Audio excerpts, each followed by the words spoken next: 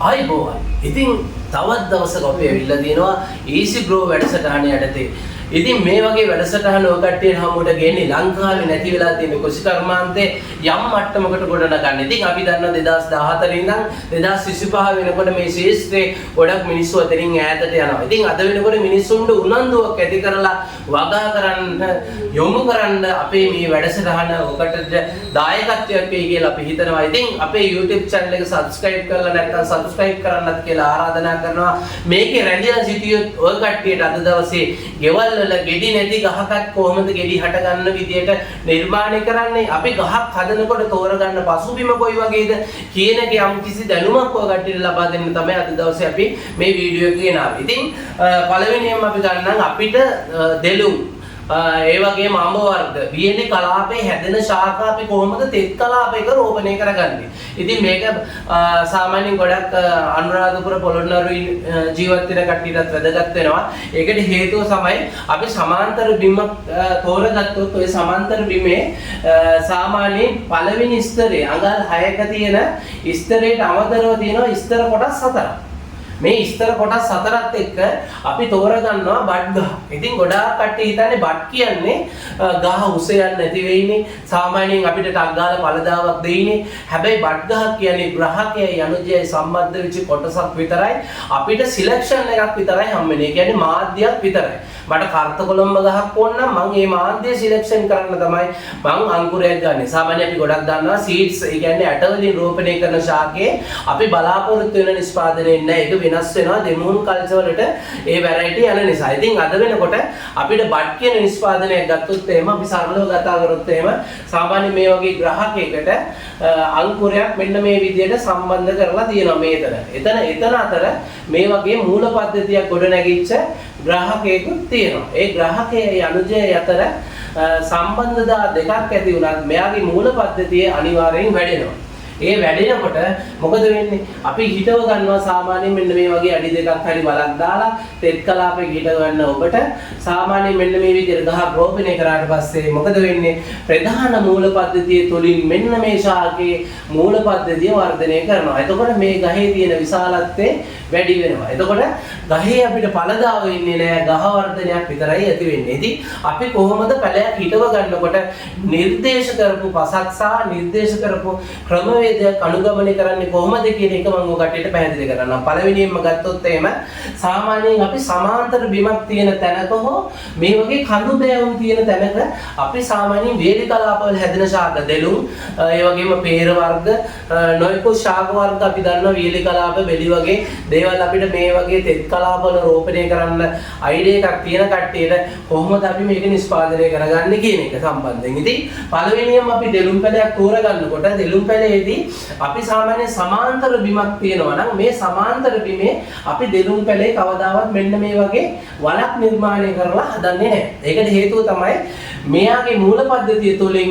මේ දෙවෙනි කොටස, තුන්වෙනි කොටස, හතරවෙනි කොටස කියන ජල තන්තු රැඳෙන, දියවුල්පත් රැඳෙන මූල පද්ධතියක් ගොඩනගෙන තැනක ජලයේ අවශෝෂණය වැඩි නිසා ශාකයේ විශාලත්වයක් ඇති කරනවා. ඉතින් අද වෙනකොට අපිට ඕන ශාක විශාලත්වයක් නෙවෙයි කෙටි කාලීනව ශාකයක පළදරන ක්‍රියාවලියක්. ඉතින් මේ ක්‍රියාවලියේදී පළවෙනියම ඔකටට මම අනුගමනය කරන්නේ සාමාන්‍යයෙන් අපි දෙලුම් ශාකයක් හිටවනවා නම් මෙන්න මේ වගේ සමාන්තර බිමක් තියෙන කෙනෙක්ට බිමේ ඉඳන් අඩි 2.5ක විතර උසක් අරගෙන එක්ක බඳුන්ගත කරලා මේ වගේ සිලින්ඩාකාර ක්‍රමවේදයක් අනුගමනය කරලා ඔකටට පුළුවන් මෙන්න මේ වගේ දෙයක රෝපණය කරගන්න.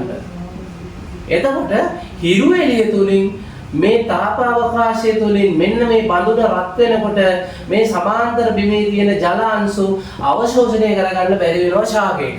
එතකොට සාමාන්‍යයෙන් ඕනම කෙනෙක් දන්නවා NPK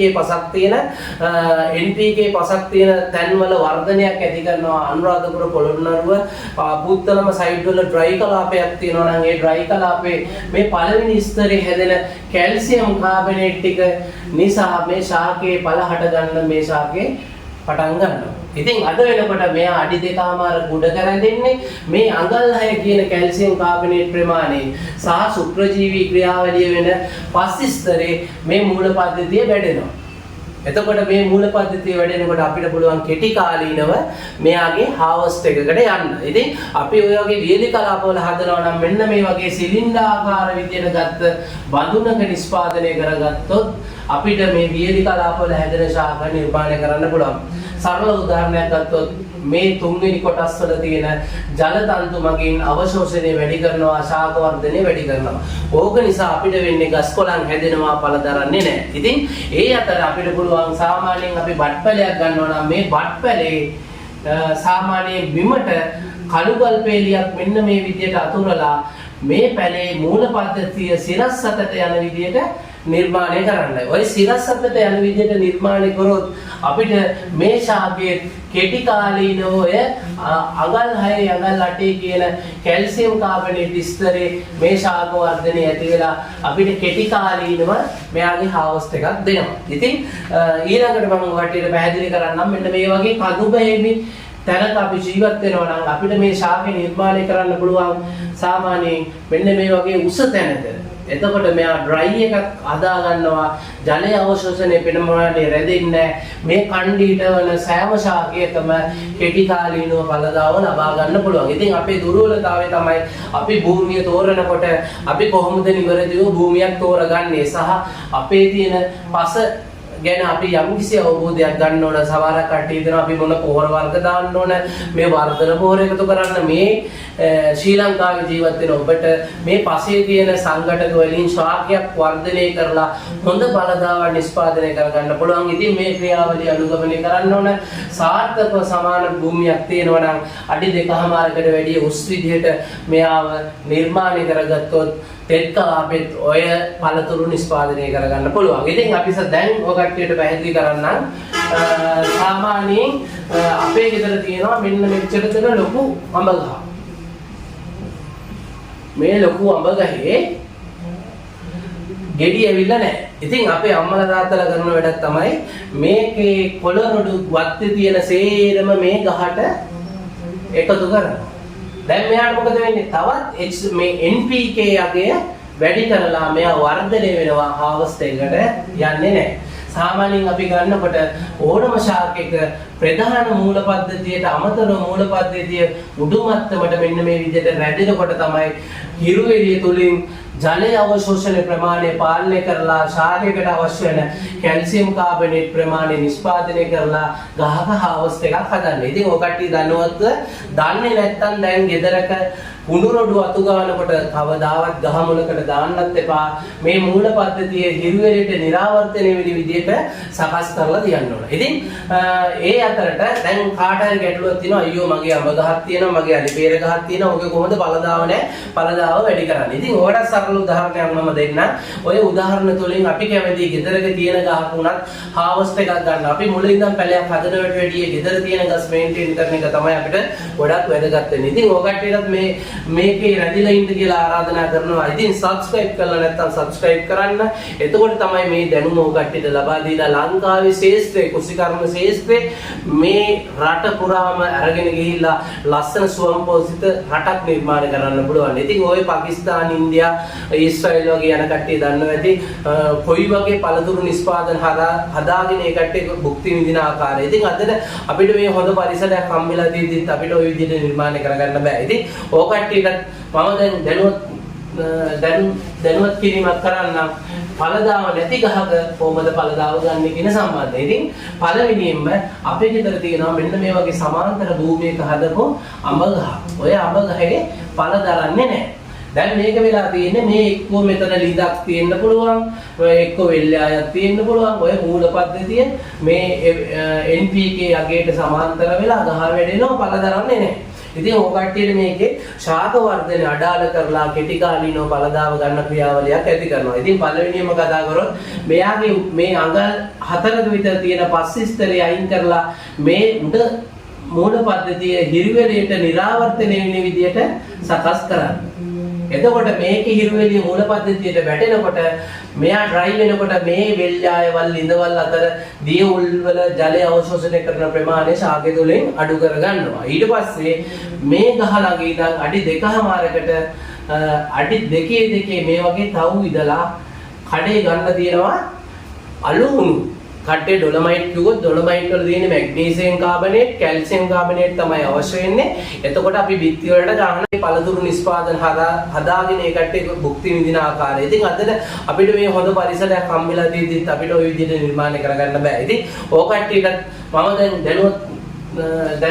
දැනුවත් කිරීමක් කරන්න ඵලදාව නැති ගහක කොහොමද ඵලදාව ගන්න කියන සම්බන්ධය. ඉතින් පළවෙනියෙන්ම අපේ ගෙදර තියෙනවා මෙන්න මේ වගේ සමාන්තර භූමියක හදපු අඹ ගහ. ඔය අඹ ගහේ ඵල දරන්නේ නැහැ. දැන් මේක වෙලා තියෙන්නේ මේ එක්කෝ මෙතන ලිඳක් තියෙන්න පුළුවන්, එක්කෝ වෙල්යායක් තියෙන්න පුළුවන්. ඔය මූල පද්ධතිය මේ NPK යගේට සමාන්තර වෙලා ගහ වැඩෙනවා, ඵල දරන්නේ නැහැ. ඉතින් ඕක කට්ටියට මේකේ ශාක වර්ධනය අඩාල කරලා කෙටි කාලීනව ඵලදාව ගන්න ක්‍රියාවලියක් ඇති කරනවා. ඉතින් පළවෙනියම කතා කරොත් මෙයාගේ මේ අඟල් 4ක විතර තියෙන පස්සිස්තරය අයින් කරලා මේ උඩ මූල පද්ධතිය හිරිවැලේට නිරාවර්තනය වෙන විදියට සකස් කරන්න. එතකොට මේකේ හිරිවැලිය මූල පද්ධතියට වැටෙනකොට මෙයා ඩ්‍රයි වෙනකොට මේ වෙල්යායවල් ලිඳවල් අතර දිය උල් වල ජලය අවශෝෂණය කරන ප්‍රමාණය ශාකය තුළින් අඩු කර ගන්නවා. ඊට පස්සේ මේ ගහ ළඟ ඉඳන් අඩි 2කමාරකට අඩි 2 මේ වගේ තවු ඉදලා කඩේ ගන්න තියෙනවා අලුහුණු. කට්ටිය ඩොලමයිට් කිව්වොත් ඩොලමයිට් වල තියෙන මැග්නීසියම් කාබනේට්, කැල්සියම් කාබනේට් තමයි අවශ්‍ය වෙන්නේ. එතකොට අපි බිත්ති වලට ගන්න අලුහුණු හાર્ඩ්වෙයාර් එකෙන් ගත්තා. එතකොට මේ සෑම තවු එකකටම අපි ග්‍රෑම් 100 කිලෝ 3ක් විතර එකතු කරගෙන මේ ශාකේ ගස්වල අතු කප්පාදු කරන්න ඕන. දැන් මේ ගහේ අතු කප්පාදු කරාට පස්සේ මේ ශාකයකට අවශ්‍ය වෙනවා NP යගේ වැඩි කරලා ශාක වර්ධනය නිර්මාණය කරන්න. එතකොට මේ පසේ අන්තර්ගත වෙලා තියෙන කැල්සියම් කාබනේට් O2ත් එක්ක ප්‍රතික්‍රියා කරලා මේ ශාකයට උරා ගන්නවා. දැන් මොකද වෙන්නේ? වර්ධන වේගය අඩු කරලා කෙටි කාලීනව ඵලදාව අපිට ලබා දෙන ක්‍රියාවලියක් ඇති කරනවා. ඕම තමයි ගෙඩි නැති ගහකට ඵලදරන ක්‍රියාවලියක් ඇති කරන්නේ. ඉතින් ඕක කට්ටියගේ වතුවල මොන හරි ගැටලු තියෙනවා නම් මගේ YouTube එකේ මම දාලා තියෙනවා මගේ නම්බරේ. ඉතින් මට කතා කරලා විස්තර අහගන්න පුළුවන්. ඒ අතරට මේක ෆලෝ කරන්න කියලා ආරාධනා කරනවා. නැවත දවසක මේ වගේ ලස්සන වැඩසටහනක් කරගෙන අපි නැවතත් දවසක හමු වෙමු. Thank you.